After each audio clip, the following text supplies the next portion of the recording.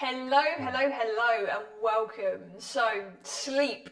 Sleep is the secret source to our wellness. No matter what your goal is, sleep is going to be that hidden factor that's going to help you achieve it much faster. Sleep is the one thing that needs to be addressed for almost every single goal that exists. So sleep is actually been proven now to be more effective than our food and our exercise combined. That blew my mind when I first heard that. Oh God.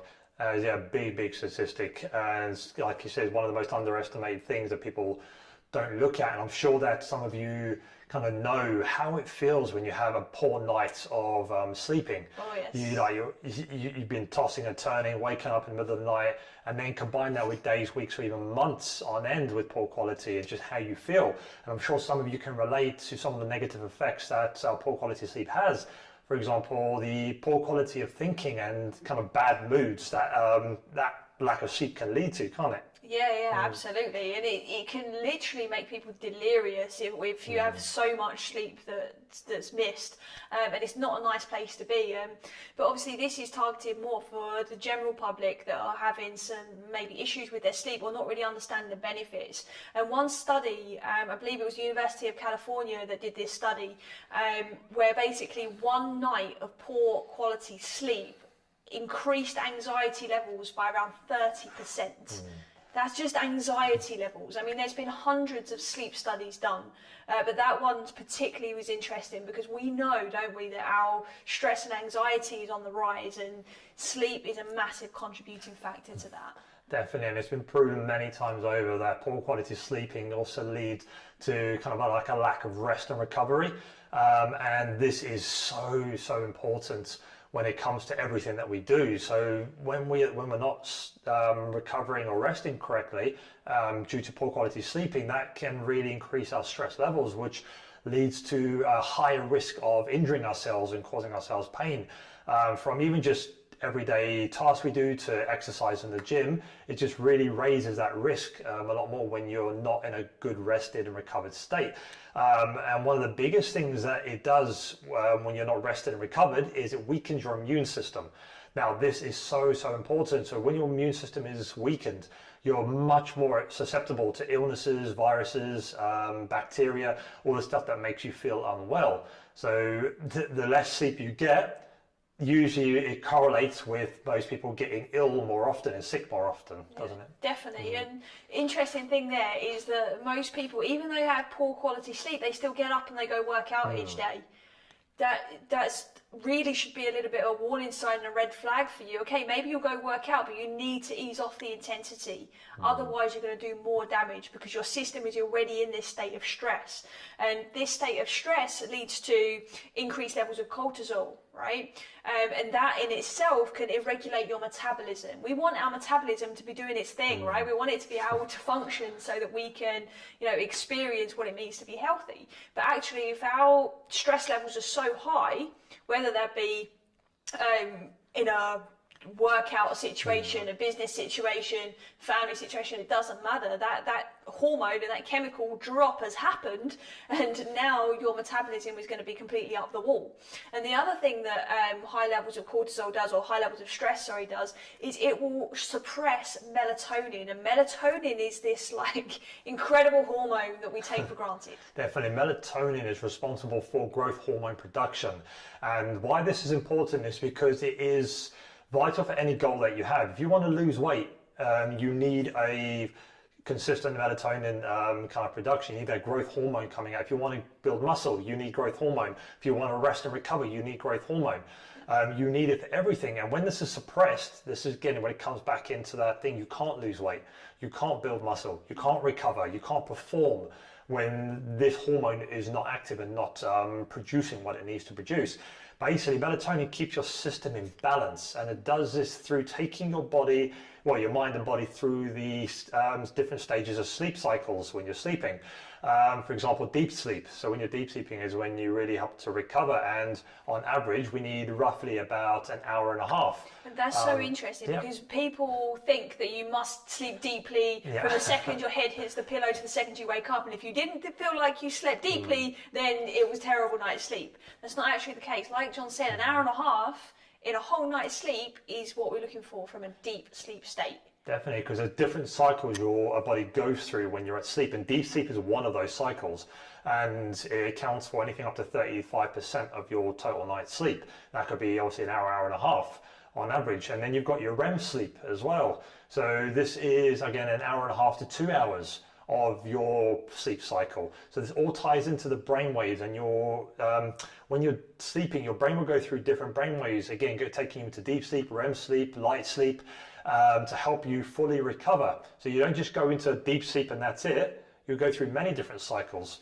Yeah, exactly. And your job is to make sure that your system is healthy enough to allow you to go into those deep states and REM states, and you can really travel through those different cycles. So your job is to create that environment externally, so internally your system can do its job. I had a client years ago now, it's letting on a little bit, isn't it? It must have been 10 years ago easily. And he was exercising really, really well. Programming was on point. We tweaked things like often to make sure it was like really what this guy needed, considering the results or their lack of were. And same with regards to his nutrition. Okay, and these two were just so well executed from his side. As a trainer, I was stumped. I was like, what is going on with this guy? And it was only when I started to dig deeper into what was going on, more around his lifestyle and stress levels and sleep habits, that I was able to find out the exact reason what was going on. This guy had like 30 kilos easily to lose to be healthy, and he just had a kid, and he was like, that was his like goal, and that was what was emotionally driving him to work his butt off and be so intense with how he was tracking everything and what he was showing up and doing. But his job was actually, this was when I was living back in the UK, and his job was working on the stock market. But he had a lot of meetings and things overseas, so it'd be like 2 a.m, 3 a.m, he's got to be on the phone to America or wherever he was, therefore he wasn't sleeping. It was on those meetings, plus a newborn baby, his hormones were completely out of whack. His hormone balance was messing up all of his results, and it was only when we started to refine his sleep and the quality of his sleep that he was able to obviously get the results that he wanted to. But many people experience this and they never think to look at their sleep, but it has a massive impact. Definitely. I also think about when you've woken up from a night's sleep and you just feel like you've got this big fog over your brain. You've got this kind of blanket, and then you can't seem to focus, you can't seem to concentrate. Until you've had a coffee, yeah, so you kind of get that stimulus and kind of stimulating your central nervous system, but it's like brain fog. You probably heard it, many people have heard it, many people have experienced it, and it creates that lack of productivity because you can't focus, you can't be creative, because you're trying to think, but your brain is literally, there's something covering it, stopping it from actually doing what it needs to do, and it starts to create kind of poor decision making, whether it be around your food, around your exercise, around your work, like your business choices, your personal choices, your relationship choices, which can obviously cause issues the longer this lasts for. So the more poor quality sleep you have, the more poor decision making that happens, which leads to, can lead to disaster the longer it lasts. Absolutely. It's crazy. Absolutely right. And guys, some of you listening to this or watching this are going to be thinking, oh, well, they're all the reasons I kind of know, I'm aware of these already, but then you still don't pay attention to your sleep. So you might be somebody that's, more motivated by the pleasure that you would receive from more sleep versus the pain, what we've already described so far. So let's run through some, things that you will gain from getting more sleep. Definitely. One of the things by improving your sleeping habits and your sleep hygiene is it will improve your performance, your fitness. So for example, if you want to run faster, you want to lift more, you want to lose weight, you want to gain muscle, whatever your goal is on kind of fitness, physical level, by improving your sleep quality, those results can improve massively because your body's in the right state, body and mind's in the right state to be able to get those results that it needs. Definitely, you'll get them much faster. there was a study done by the University of Chicago where they took two groups of people, and one group obviously went through a state of being well rested, so they got good quality sleep, tracked their sleep every night, and then another group that they reduced that sleep by 3 hours, so they only had probably less than 5 hours sleep a night, compared to the other group that had at least kind of 7 to 8 hours. So one group had good quality compared to the group that had poor quality and less sleep. And what they found, the group that had good quality sleep, basically they were well rested and well recovered, lost up to 55% more fat. So 55% more fat was burned compared to the group that was not well rested. That is a crazy statistic. Yeah. Imagine that, 55% more fat burned just from sleeping better, just from improving your sleep quality. How you don't have to work your butt off at the gym. You don't have to be as stressed out about what you're eating. You just have to sleep. Yeah, you can literally change your physique by sleeping better. Okay, it's that powerful. There's another study done by the University of Stanford, which basically kind of concluded that just one night of poor quality sleep drastically reduces the leptin hormone. Now, leptin is responsible for satiety, so it helps keep you satisfied for longer. Once you've eaten. Once you've eaten, so you don't obviously, like 10 minutes later, oh, I'm hungry again, I've got cravings. But when that reduction in leptin happened, the next day, the participants of that study started to get a lot more cravings throughout the next day. So started to pick more, eat more. And obviously the result of that was increase in kind of weight, because they were eating a lot more, craving a lot more. So that's just one night. Now you imagine taking that into a whole week or a month or even longer than that. I've had clients in the past who spend 6 months or more on such poor quality sleep, and everything, the whole life, every aspect of the life was in complete unbalance and kind of like a mess, just because, again, that one thing, that one important aspect was overlooked. Yeah, definitely. So if you want to combat your cravings, just go to sleep. Yeah, sleep better. Right, good sleep quality is essential. So listen, guys, we know as well that we tend to be a bit more emotional when we are lacking sleep, don't we? Right? Hands up if you've ever been in a bad mood due to lack of sleep, right? Everybody has. This is why good parents know that it's imperative that their children have a good night's sleep, because they have less stress the next day, because their child literally is more emotionally sound. And as adults, this is still the same for us too, okay? We are much calmer, we are much more resourceful, and we are much better able to, make decisions. We're much more able to have a grip on how we're feeling, so our emotions don't take over. And we're also more aware of that kind of quality of thinking that allows us to not create emotional responses to things. We can look at things objectively. And essentially what this does as well, because we're getting more sleep, your hormones are then balanced. So your hormones are aligned with how you want to actually show up. So for those of you that do feel like you experience emotions and you blame your hormones, okay, and this is men and women, both do it, okay, and it's something completely natural, but it's important for you to understand, okay, well, how can you balance those hormones? If you feel like that's one of your reasons, then take a look at your sleep hygiene, because that will really, really allow your hormones to be on the same page as you, and you can start to experience life in the way you want to. You don't have to be a victim to your hormonal state or your emotional state. Definitely, and that kind of ties in like what Charlotte said about better decision making, and that's when you have good quality sleep and you have good sleep hygiene.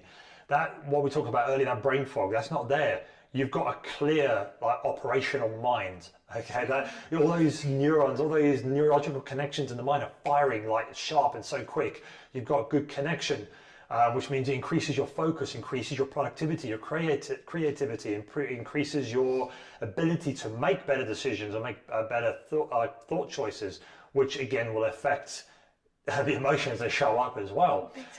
So you can see how sleep is connecting every aspect of your wellness, can't you?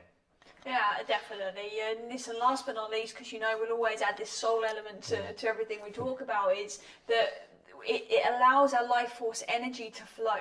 because our body is rested enough that your life force energy isn't being consumed by just trying to keep you healthy and keep you alive, right? It's actually now got this space to be able to allow you to access deeper parts of yourself when you're asleep. And we can look at things like dreams, our dream states. You know, have you ever said, oh, I wonder what this dream means, or you've asked somebody else, what does this mean?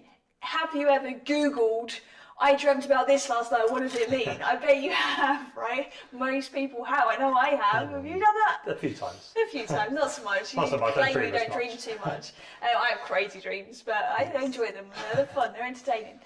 But that's the point, right? It's when we start to become more connected on a deeper level to ourselves, we can start to even take learnings from our dream states. And we can only do that when we are well rested. Right? Otherwise, you're not necessarily going to take all of the little seeds that could possibly be there. You know, you might have heard things called soul travel as well, and that's a podcast for a whole nother day. But that's essentially where people feel like they are going into these different dimensions or realms, these dream states that are allowing them to see things from different perspectives. And whether you believe in that or not, a lot of people experience it. Right, so the reality is that there could well be something to this sleep thing that can actually help you now in this present moment. Definitely, and kind of you probably might be thinking to yourself right now that based on everything we've been saying to you that, oh, okay, maybe I need to get more sleep. But no, that's not necessarily the case. Okay, we're not telling you you need to sleep more. What we're telling you is that you need to improve the quality of your sleep. Okay, so you can have less sleep and still feel good. Yes. This takes us back to those sleep cycles again. Like if you've got good quality sleep hygiene, your body and your mind is able to go through those brainwave patterns, those sleep cycles much more effectively to give you, so you might have a 6-hour sleeping pattern, you might go through all those cycles fine and wake up refreshed, or you might do it in 8 hours. Okay, so it's not about them sleeping, you must sleep 8 hours, you must sleep 9 hours, you must sleep more. It's about how you improve the quality of your sleep, how you can improve your sleep hygiene to get the most out of the hours you are sleeping. Yeah, absolutely, definitely. So I want to share some tips with you that will definitely help you to be able to refine your sleeping quality a lot more. So the first one is being asleep by 10 p.m. And that doesn't mean you being in bed by 10 p.m. scrolling on your phone or reading a book or just literally getting in at that time. No, you want to be asleep by 10 o'clock if possible. And obviously there's a little bit of flexibility in there, but between the hours of 10 and 2, your body is more in line with the time in which you naturally create and secretes melatonin. And like we said earlier, that's essential for our sleep quality. Okay, and this is happening because it's part of your natural circadian rhythm. If you look at the sun going down and the sun coming up, right, it happens around, well, depending on where you are in the world, obviously, it happens in and around those kind of timings. So when it gets to pitch black, which is usually around like that kind of 10 p.m. time, that is usually when you're going to be firing off more serotonin, which means melatonin, so you're going to be able to sleep more, and you'll get more serotonin the next day too because you'll feel better. Definitely, and that's to be able to kind of get that nice sleep between 10 and 2 takes us into tip 2, which is cutting out blue light sources. Now this is a huge one. This is what I'm sure every single person has heard before many times, so it's not a revelation for you. It's not like a secret or anything. It is literally simply a fact that blue light sources suppress melatonin in the body. So if you're on your phone or on your laptop or watching a movie or anything, right up to the point where you decide to go to bed, that is going to affect how your body goes into those sleep cycles and produces melatonin. In other words, you're pretty much not going to produce it how you want to. You might be physically exhausted by the time you get to bed and you fall asleep straight away. But that melatonin production is not going to kick in for a good couple of hours yet. So for every hour of blue light that you experience, this suppresses melatonin production by 30 minutes. So if you're watching a movie, for example, like a 2-hour film, you've got a 1-hour delay after that before your body will start to start producing melatonin again if you cut out all blue light sources. So what we're saying here is tip 2 is about no technology, no blue light, at least 1 hour before bed. Obviously, the more the better, but at least 1 hour, because this will help, again, your body to shut down those photoreceptors in your brain to start to calm down And when you start sleeping and you get to sleep at 10 o'clock, that melatonin production and those sleep cycles can start instantaneously. Yeah, definitely. And another thing, something that we do is we have the blue light glasses. Yes. You would have seen these before. To safe specs, they literally will help to shield your eyes and shield your brain from receiving too much light at times where it's not always resourceful. Your phone has like a built-in, if you've got an iPhone, you have like built-in night modes and things that are allowing for this now, but be conscious of it. You know, take tech out of the bedroom. Yeah, definitely, completely. Take the phone out, take the phone. We haven't had phones in our bedroom for a couple of years now, I think. Yeah, no phones, no TVs. We don't even own a TV. Yeah, true. So it's just so important to start considering how can you make things easier just by putting your phone to one side, taking a TV out your room. Those kind of things will really, really help you. Definitely. Easy wins. Easy win. Yeah, Easy. Definitely. All right, so the next tip we've got for you is darkness. Okay, I kind of touched up it a second ago.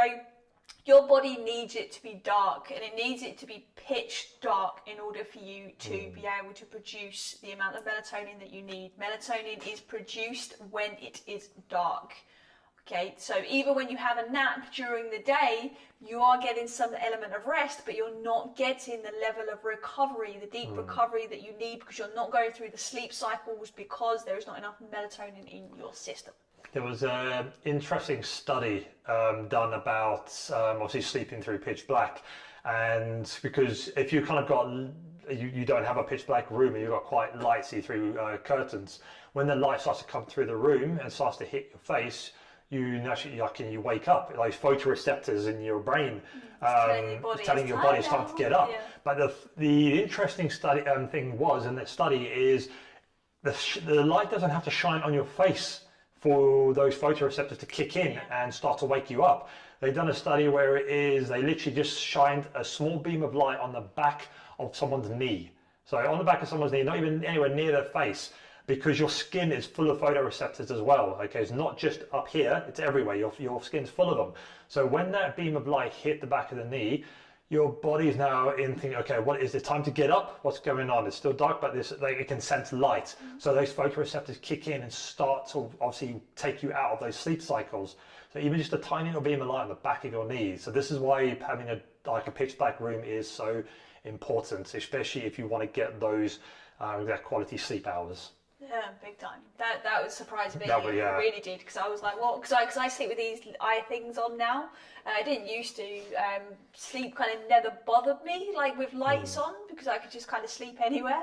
But actually, when I started to understand this and put the like the blackout mask thing on, what do you call it? Like, eye patch thing. Like a pirate. On both eyes. It definitely helps improve the quality of sleep. But that was when I found it then so actually important that the whole room needs to be pitch black and not just my eyes. Exactly. So again, to step it up a notch, that's then something else to strive for. But it's just starting with your eyes covered is a good starting point. Exactly. So tip number 4 is a cool room. I love a cold room when I'm sleeping. So, but again, having a cool room is vital for your body temperature, your core body temperature to start to lower, to send you off into those sleep cycles. If you're too hot, your body will not send you off into those sleep cycles. You'll be fidgeting, you'll be stressed. You'll be awake, your brain will be on the go. You're not going to produce melatonin, you're not going to get into deep sleep, REM sleep, you're going to be tossing and turning all night. You want to be in that parasympathetic nervous system, in that relaxed state, and the cold does definitely help that. Exactly. As much as I hate it. Yeah. and an optimal temperature for the room to be in for kind of a good quality sleep between 60 to 67 degrees Fahrenheit. Okay, so if you're not sure what that is, just Google it to switch it to Celsius, depending on what your metrics are.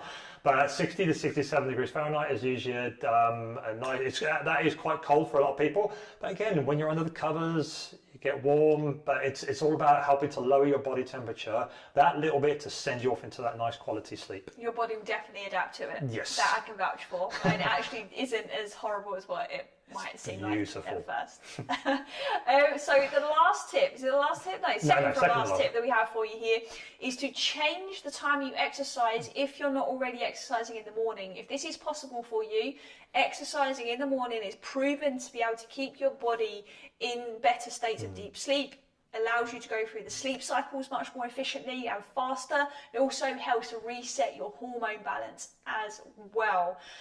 So if you can't exercise first thing in the morning, they've also done a whole bunch of studies on just 5 minutes. Just 5 minutes of high intensity exercise first thing in the morning can have all of those benefits that I just mentioned. So that is something to be worth thinking about if sleep is an issue for you.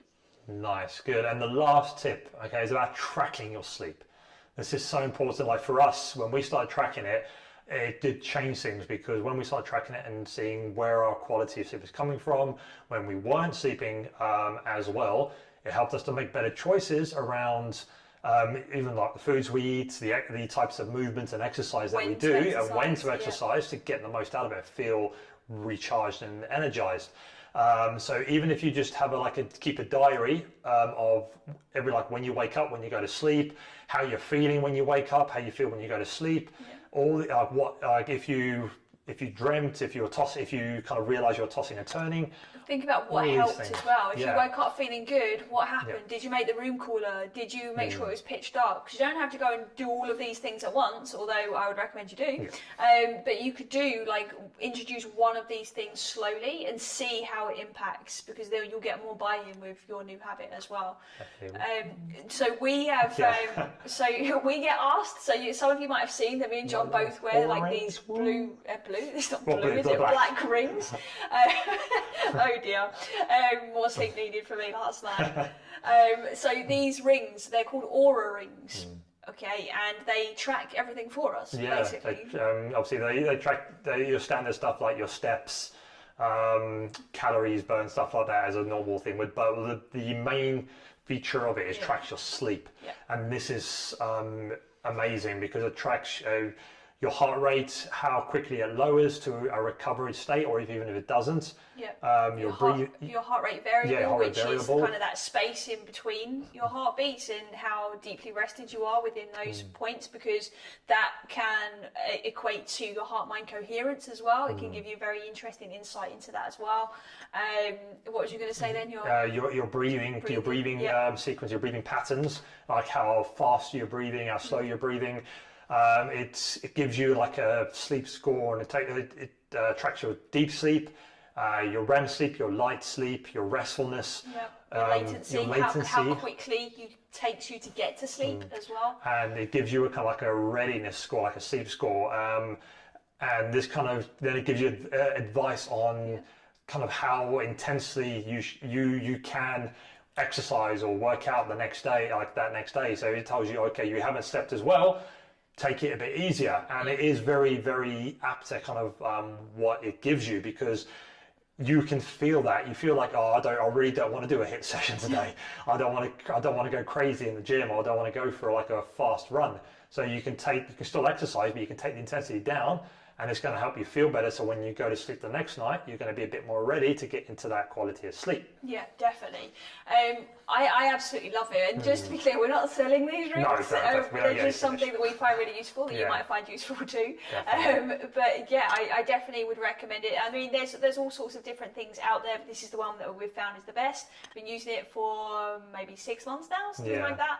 And it's just really powerful, and it really helps to bring your attention to the things that need it. And ultimately, if we want to be well, sleep is a massive part of that. We spend a long time sleeping, don't we? That we do, and it's just an easy way to track your sleep without having to think of everything and write it down and all that stuff. So exactly. Convenience as well. Exactly. And it's taking real data, right? It's measuring it from our physical responses, which is interesting. It's more kind of objective than us thinking, we had a good night's sleep or whatever. So I've heard this before, and I absolutely loved it, which was a great morning starts the night before. before. And I believe that so much. You know, I like to be up in the morning. It just depends on how my quality of sleep has been the night before as to how effective I am in the morning, if I do wake up when I intend to wake up, and all of those things as well. So it's worth thinking about it, because so many people are always asking us, and they ask all over the place, what's the best morning routine? Well, actually, the best morning routine is the one that starts the night before. Right, exactly. Right? It's the one in which you've actually prepared for physically, as well as just at this time I'm going to do this, this time I'm going to do this, because that means nothing if you didn't sleep well.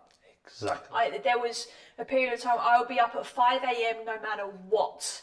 Okay, and like I would be up at that time, and like it was a commitment I'd made to myself, and I would run my morning routine, which is a good routine. But now I can run that routine not only at 5 a.m, I can run it at 7 a.m. if I wake up at that time. And I actually have a better effect because I've slept better the night before. So again, play with what works for you, not just because someone said it, or Instagram said it, or Charlotte John said it. Exactly. Right? Figure out what works for you. Exactly, and those 6 tips we've just gone through, you don't have to go away. Obviously, if you can go away and do all of them, great.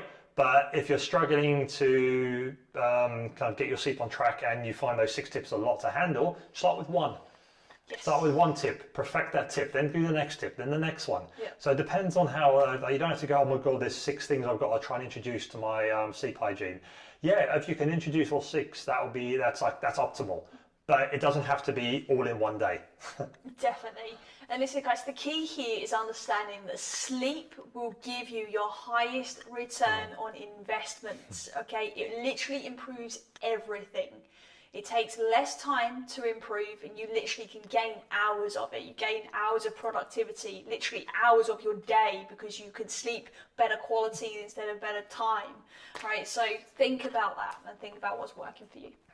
Definitely. So that is it from us for this topic. If you have any questions on what we've been speaking about, if you tried some of these tips, you've got some questions, please again reach out to us, let us know on Instagram, Facebook, email, whatever. Send us questions and we'll be more than happy to assist you in whatever shows up when you try to improve your sleep hygiene. If you haven't already, go over to our website, wellnesstheory.com/quiz, and take the quiz that is there, because we send out, so off the back of your quiz results, your wellness score, we send out lots of tips, tricks and tools, and in some of that information you get some more sleep tips as well. So if that's something you're interested in, by all means that is there for you as well, completely free. So yeah, I think that's a wrap for today. That is a wrap for today. So we look forward to seeing you next time. Take care guys. Bye. Bye.